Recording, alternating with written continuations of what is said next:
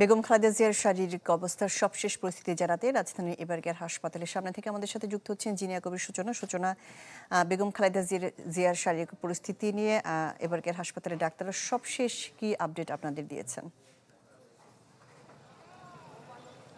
শাহনাজ, চতুর্থ দিনের মতো বেগম খালেদা জিয়ার ডায়ালিসিস সম্পন্ন হয়েছে অল্প কিছুক্ষণ আগে, অর্থাৎ সন্ধ্যার সময়। এবং উনি 27 তারিখে ফুসফুসে সংক্রমণ নিয়ে ভর্তি হয়েছেন এবারকার হাসপাতাল, এবং সেই থেকে আজ পর্যন্ত অর্থাৎ এই চতুর্থ দিনেও কিন্তু তার অবস্থা অপরিবর্তিত আছে। তিনি কখনোই একেবারে চেতনা হারাননি, তার চেতনা যতটুকু ছিল ততটুকু আছে। তিনি চিকিৎসকদের যে কমান্ড সেটি অনুসরণ করছেন, এবং চিকিৎসকরা বলেছেন যে যিনি মেডিকেল বোর্ডের খালেদা জিয়ার মেডিকেল বোর্ডের যিনি প্রধান ডাক্তার শাহাবুদ্দিন তালুকদার, তার সাথে আমাদের কথা হয়েছে, এবং তিনি কিন্তু বলেছেন যে তিনি সকালে যখন কিছু কমান্ড দিয়েছিলেন বেগম খালেদা জিয়াকে, তিনি সেগুলো পর্যাপ্ত অনুসরণ করেছেন। তবে তিনি অনেকটাই আজকে ঘোরের মধ্যে ছিলেন, এবং শারীরিক অবস্থার কিন্তু তেমন কোনো উন্নতি কিংবা অবনতি কোনোটি হয়নি।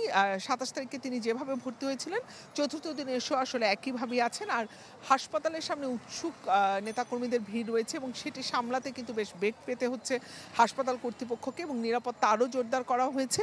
এবং এখানে আসলে এই ভিড়টার কারণে যারা হাসপাতালে কর্তৃপক্ষ আমাদের গণমাধ্যম কর্মীদেরকে কিন্তু বারবার বলেছেন যে বেগম খালেদা জিয়া ছাড়াও এখানে আরও প্রায় 400 রোগী আছে, তাদের কথা চিন্তা করে হলেও যেন দায়িত্বশীল আচরণ করা হয় সেটি তারা বারবার বলছে। এবং সব মিলিয়েই কিন্তু একটি কথা সবাই বলছেন যে সবার একটাই প্রার্থনা, সবার একটাই যেন দোয়া থাকে যেন বেগম খালেদা জিয়া সুস্থভাবে ফিরে আসে। তৃণমূল নেতা থেকে শুরু করে যারা শীর্ষস্থানীয় নেতা আসছেন তাদের সবার কণ্ঠে কিন্তু একটাই প্রার্থনা ছিল। এবং কিছুক্ষণ আগে বিএনপির যিনি মহাসচিব মির্জা ফখরুল ইসলাম আলমগীর, তিনি হাসপাতালে গিয়েছেন বেগম খালেদা জিয়ার স্বাস্থ্যের খোঁজখবর নিতে।